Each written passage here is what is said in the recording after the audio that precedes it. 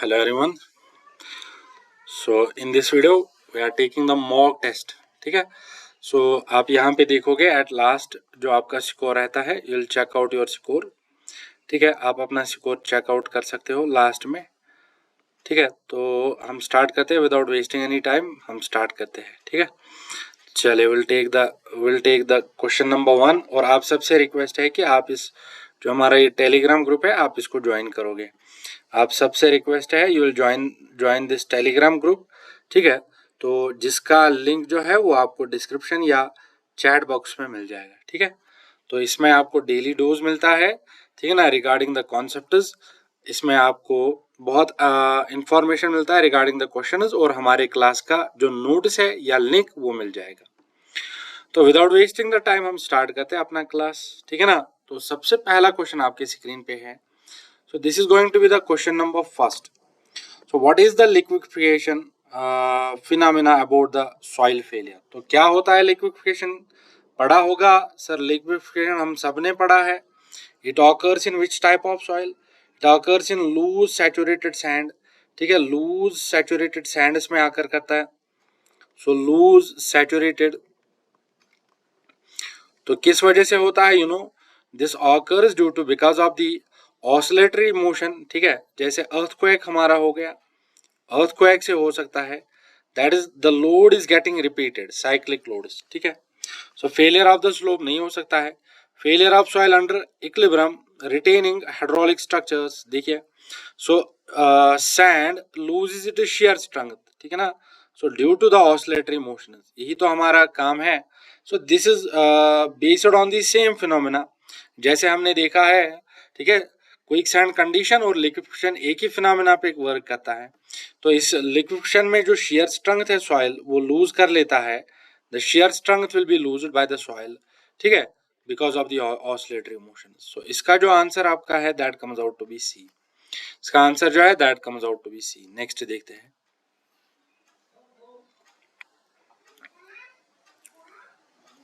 सो यहाँ लिखा है how the residual error is defined as. तो रेसिडुअल एरर का डेफिनेशन पूछा है. नॉट अ बिग थिंग, आसान क्वेश्चन है, आराम से कर सकते हो. So if you find out the definition of this residual error is equal to, so residual error that is equal to the difference between most probable value. ठीक है, minus में ऑब्जर्व्ड वैल्यू. ठीक है, तो ये आपका रेसिडुअल एरर है, you should remember that. और अगर आप एरर लिखोगे, एरर क्या होता है? Error is equal to simply measured value minus true value. और अगर आप correction लिखोगे, so correction is the opposite of error, that is true value minus में measured value. So this is correction. If the error is positive, so error is positive, that means the correction will be what? Sir, जो correction आएगा, the correction will be negative. Correction negative होगा, उल्टा हो जाएगा. ठीक है ना. So next question आपकी स्क्रीन पे है. देखो, एक कंसोलिडेशन टेस्ट हुआ है. When the load is being changed from 150 to 250, the void ratio changes from 0.6 to 0.5. Calculate the coefficient of the volume change. So कैसे निकाल सकते हैं coefficient of the volume change? निकाल सकते हो coefficient of the volume change. So can you calculate the coefficient of the volume change? So volume change का coefficient कैसे होता है जरा लिख सकते हो आप. So change in the void ratio by, ठीक है, change in the void ratio by change in the effective stress क्या रहेगा आपका? Sir, this will be called as change in the void ratio. चले, सबसे पहले हम लिखते हैं यहाँ पे formula regarding this AV. ठीक है ना, regarding this AV. ठीक है, AV होता है हमारा change in the void ratio by change in the effective stress. ठीक है, change in effective stress sigma. तो यहाँ डेल्टा चेंज कितना हो रहा है सर? 0.6 हो रहा है, 0.55 से 0.6 हो रहा है, या 0.6 से 0.55 हो रहा है, डिवाइडेड बाय, ठीक है, इफेक्टिव स्ट्रेस कहाँ से कहाँ तक गया? 200 से 150 तक. ठीक है ना, तो यहाँ पे आप ये फाइंड आउट करोगे, दिस विल बी 0. ठीक है ना, this will be 0.05 divided by 50. ठीक है, डिवाइडेड बाय क्या रहेगा? Divided by 50. Getting the point, divided by 50. So AV कितना आया आपका? What is the AV value, how much is the AV value, can you find out. तो अगर आप यहाँ पे ये एवी वैल्यू है, this is AV value, right, तो we can calculate M V value. जो एम वी है that is the coefficient of volume change, that is A V divided by क्या लिखते हैं, 1 प्लस ई नॉट, यही लिखते हैं ना 1 plus e not. E not is the initial void ratio.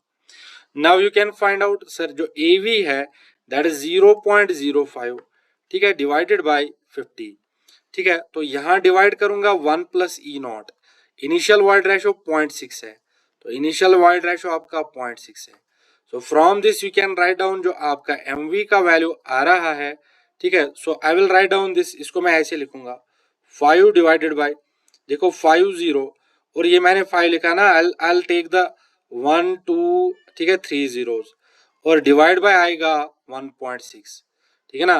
तो यहाँ से आप लिख सकते हो this is 5 into 1, this is 5 into 1, तो यहाँ से आप लिख सकते हो 1 बाई, ठीक है, 1 by 1600, right, metre square per kilo newton is the value for what, for the M V, coefficient of the volume change, ठीक है, coefficient of the volume change. So right answer इस क्वेश्चन का क्या है, that is the A, ठीक है। Next देखते हैं, तो यहाँ लिखा है what is the value of y, ठीक है ना, the distance of centre of gravity, ठीक है, for the given hollow cone. देखो हॉलो कून है, remember this is not solid cone, this is hollow Coons.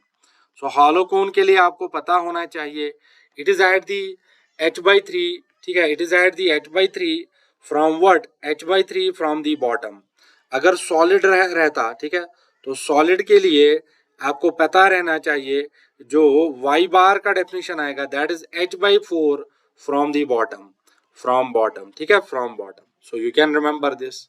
Next आपके लिए देखो, select the incorrect statement from the following, ठीक है, regarding the GPS. ये जो क्वेश्चन है बीच में ही आया था, ठीक है, तो आप इसका आंसर भी लिख सकते हो। इसका इनकरेक्ट स्टेटमेंट है that is going to be the A, ठीक है। चलिए नेक्स्ट बात करते हैं। So which of the following represent the lines joining of equal dip, line joining the equal dips.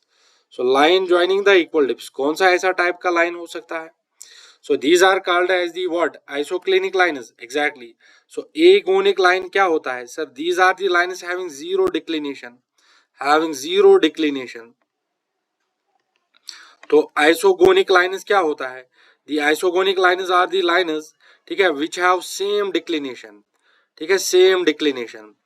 और यहाँ पे लिख सकते हैं isoclinic lines which are having the same dip or equal dip, और एक क्लिनिक लाइन्स भी आएगा, aclinic lines. So these are the lines which are having the zero dip, which are having the zero dip. और यहाँ पे isobar lines भी है। So isobar lines are the those lines which are having the same pressure, ठीक है, which are having the same pressure. Next, so यहाँ पे आपके लिए ओल्ड मैप मेंशन है जिसका आरएफ मेंशन किया गया है। The sheet of the map shrinks with the shrinkage ratio of 20:22, then calculate the correct scale, calculate the correct scale। तो करेक्ट स्केल क्या निकालते हैं, देखो, सो जो हमारा करेक्ट स्केल होता है, correct scale that is the original scale divided by क्या लिखते हैं, ओरिजिनल स्केल डिवाइड करते हैं इसमें friction, sorry, shrinkage factor, exactly shrinkage factor हम इसमें डिवाइड करते हैं या मल्टीप्लाई करते हैं, क्या क्या करते हैं जरा बोलो। सो क्या करते हैं बोलो। सो यहाँ पे लिखेंगे multiply by the shrinkage factor, ठीक है। तो एल से यहाँ पे जो आपका ओरिजिनल स्केल है दैट इज 1/2000, ठीक है, 1/2000। तो इसको shrinkage factor that is what, shrinkage factor क्या है आपका सर 20/22, दिस इज 20/22, है ना। तो यहाँ से आप देखो इस क्वेश्चन को कैसे सॉल्व कर सकते हो, आप देखो you will cut down this, you will cut down this, it is 2 into 1 and it is 2 into 1। So 1/100, ठीक है, 1/100 multiply by 22, you can find out इसका वैल्यू जो है that comes out to be 1/2200, ठीक है। आप इसको चेक भी कर सकते हो, you can check out the values also. So this is what, this is the shrinkage, ठीक है, this is the shrinkage factor, ठीक है, या shrinkage, what is the RF of this scale, यानी करेक्टेड आरएफ, ठीक है, करेक्टेड आरएफ। चलिए next बात करते हैं, the ratio of liquidity minus the natural water content of the soil to its plasticity. तो रेशो किस किस का पूछा है, लिक्विड लिमिट का, ठीक है, माइनस में natural water content divided by, ठीक है, WL liquid limit minus plastic limit. Sir this is the definition of none other than consistency IC। और अगर लिक्विडिटी इंडेक्स LC का देखोगे या LI का लिक्विडिटी इंडेक्स देखोगे, so that is the natural moisture content minus में WP plastic limit divided by WL minus WP, exactly WL minus WP। सो यहाँ पे आप चेक करोगे IC plus IL liquidity index plus consistency index, these are equal to 1। बहुत ज्यादा important, these are equal to 1, ठीक है, these are equal to the 1। So the right answer for this question is A, ठीक है ना। Next देखते हैं। तो यहाँ ट्रावर्स लिखा है जिसका latitude and departure of sides were calculated, जिसका समेशन ऑफ लैटिट्यूड गिवन है, समेशन ऑफ डिपार्चर गिवन है। What will be the length of the closing error.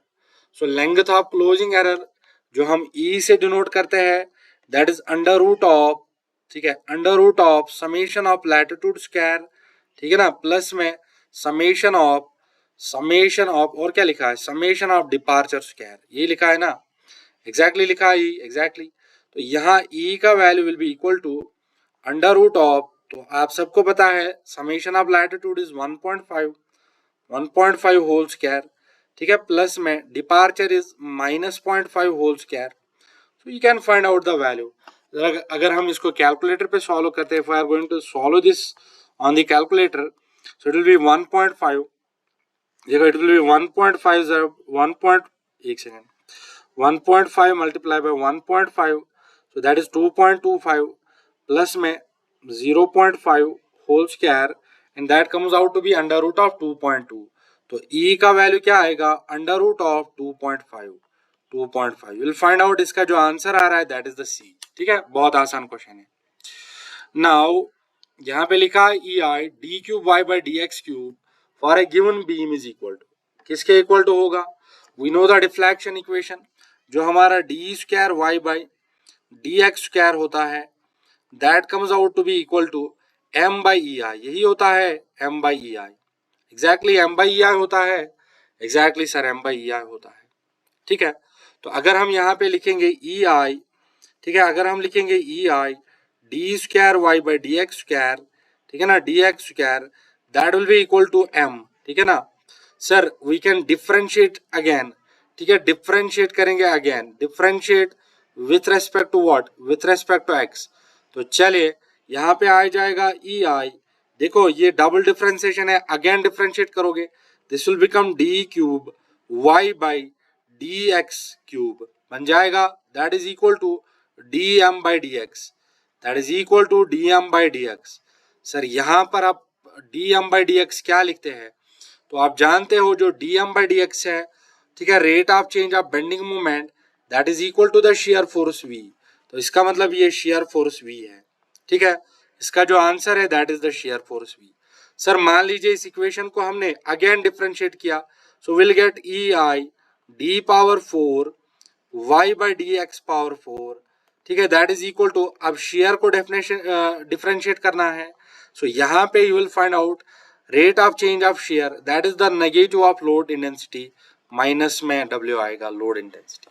So right answer इसका D है, ठीक है। तो यहाँ एक और क्वेश्चन है, what is the slope at the centre of the simply supported beam of span 2 metre and the load is 5 kN per unit over the entire span. तो एक सिंपली सपोर्टेड बीम है आपके लिए, इस पे लोड लग रहा है UDL load, the UDL load is how much, sir the UDL load is coming as 5 kg per unit, so it is 5 kg per unit, ठीक है ना। यहाँ पे देखोगे आपको स्लोप आउट फाइंड करना है, कहाँ पे, सेंटर पे, स्लोप एट दी सेंटर। तो इसका जो डिफ्लेक्टेड शेप बन जाएगा, sir this will be the deflected shape of the beam, ठीक है। तो आप चेक करोगे सेंटर पे, ठीक है ना, देखो पहले तो शेप ये था, पहले ये हॉरिजॉन्टल था, अगर आप यहाँ पे देखोगे, if we are going to take the tangent at this point, तो ये टेंजेंट भी पैरेलल निकलेगा पहले ओरिएंटेशन से, दैट मीन्स सेंटर पे जो स्लोप होता है, सेंटर पे स्लोप जो है, centre slope is equal to the 0, किसके इक्वल आता है, 0 के इक्वल। और ये भी याद रखोगे सेंट्रल डिफ्लेक्शन क्या आता है, इन केस आप यूडीएल WL पावर 4 बाई, ठीक है, यहाँ 5/384, ठीक है, EI यही आता है exactly. So this is the deflection at the centre, this will be the deflection at the centre, ठीक है ना। नेक्स्ट चेक करोगे, next, so which of the following statement is false,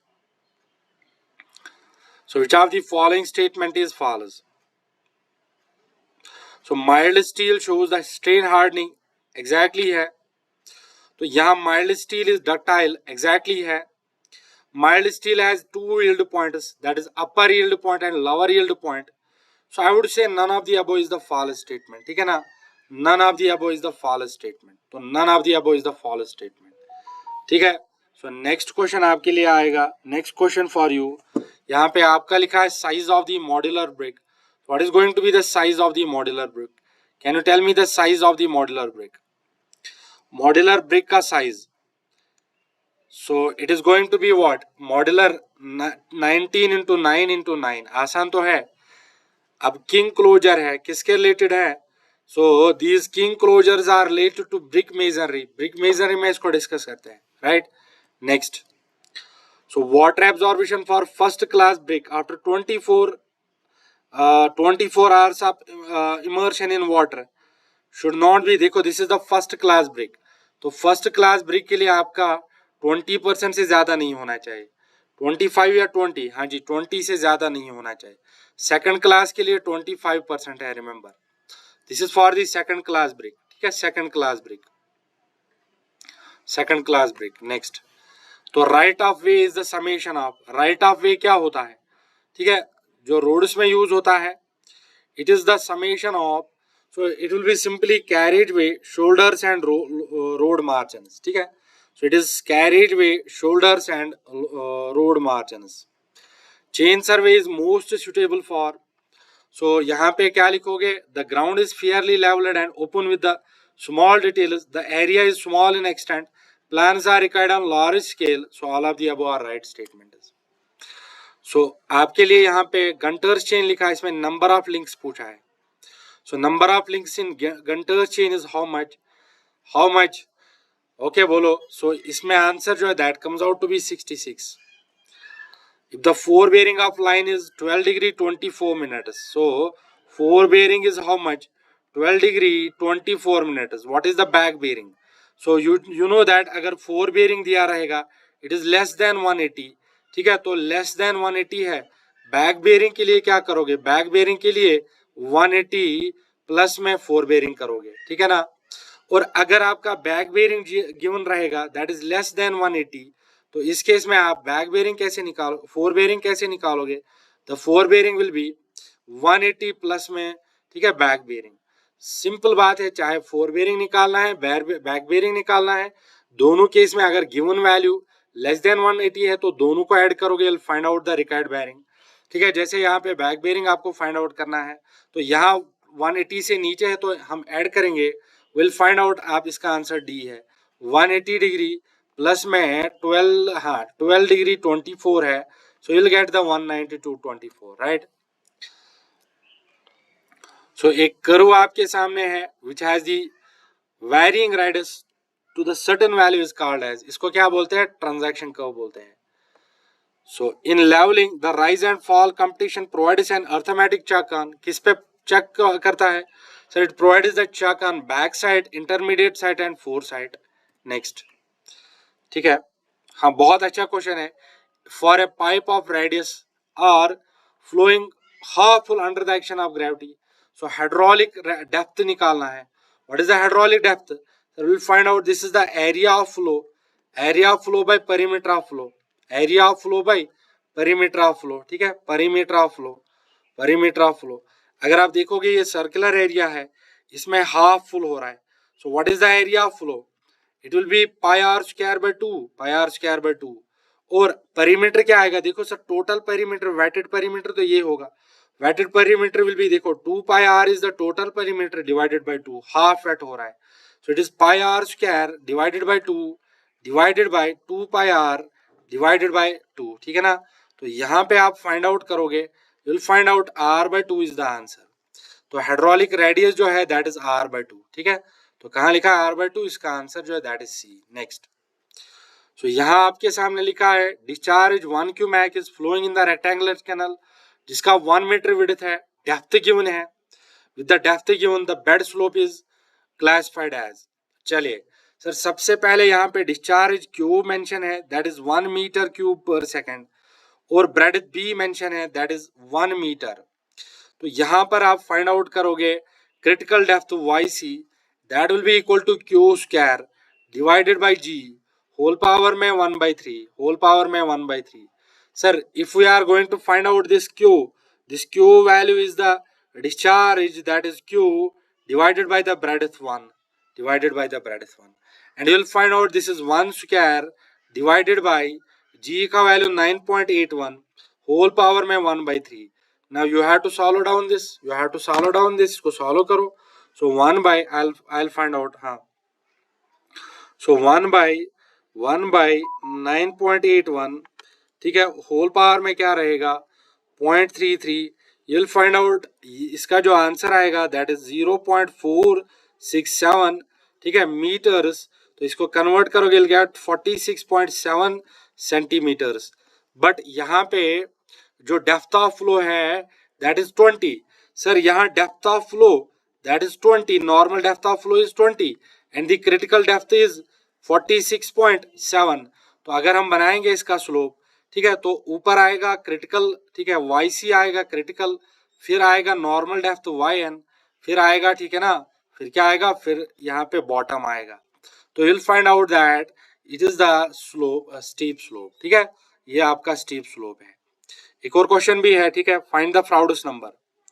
देखो, एक रेक्टेंगुलर चैनल है, ठीक है, जिसका विड्थ गिवन है, डिस्चार्ज गिवन है, Froude's number is 0.8, the depth of the flow is, तो निकाल सकते हो फ्राउडस नंबर। एक रेक्टेंगुलर चैनल है, तो रेक्टेंगुलर चैनल में यू नो दैट जो फ्राउडस नंबर होता है दैट इज V/GY, √GY, यही होता है exactly, V/√GY।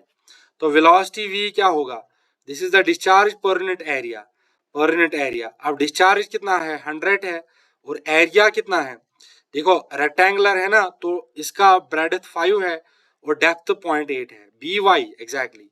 So this is 100 divided by this will be 4. So velocity आपका कितना आएगा, velocity आपका आएगा 25 meters per second. Now you can put down the value and calculate this depth. Sorry, क्या find out करना है, फ्राउडस नंबर गिवन है, the depth of the flow, अच्छा आपको depth of flow find out करना है, सॉरी, ठीक है, यहाँ पे फ्राउडस नंबर गिवन था, so this was Froude's number to you। तो फ्राउडस नंबर आपका 0. फ्राउडस नंबर 0.8 है, वेलोसिटी को लिखेंगे डिस्चार्ज अपॉन में B इंटू वाई, यही लिखेंगे, ठीक है, वेलोसिटी को मल्टीप्लाई बाय √GY लिखेंगे, √GY एग्जैक्टली। तो यहाँ पे अगर आप इसको सॉल्व करोगे यू विल गेट, देखो you will get y power 2/3, इसको रीअरेंज करके it will be equal to discharge Q is 100 divided by Froude's number 0.8 multiply by B है ना, यहाँ पे B is how much 5, multiply by B के बाद क्या आएगा √G इज 9.81। जरा इसको सॉल्व कर लेते हैं जल्दी से। सो इट इज 100, ठीक है, डिवाइडेड बाई 0.8, ठीक है, मल्टीप्लाई बाई 5 मल्टीप्लाई बाई √, ठीक है, 9.81, यू विल फाइंड आउट 7.98। तो इसका वैल्यू क्यों मैच, हाँ 7.18, तो y पावर 2/3 जो है दैट इज 7.98, तो y का वैल्यू आएगा, देखो इट इज 2/3, यहाँ पे आएगा 7.98, होल पावर में 3/2, सो होल पावर में 3/2 that is 1.5। You will find out इसका जो वैल्यू आ रहा है अप्रोक्सीमेटली 20 के इक्वल आ रहा है, ठीक है, 20 के इक्वल आ रहा है। और कोई क्वेश्चन है, हाँ these were some of the questions which are very important for your JKSSB examination, ठीक है। तो आप सबसे एक रिक्वेस्ट है, ठीक है, इवनिंग में हम मैराथन स्टार्ट कर रहे हैं कंस्ट्रक्शन प्लानिंग मैनेजमेंट का, तो आप वो वाला वीडियो ज्वाइन कर लेना है, ठीक है ना, आपको उसमें सबसे अच्छा कंटेंट मिलेगा, ठीक है। चलो, एंड आप ये पिन डाउन करना आपका स्कोर कितना हुआ है, ठीक है। आई वुड से आपको यहाँ पे 100% स्कोर आना चाहिए विदाउट दैट GPS वाला question, okay, take care, thank you so much. Take care.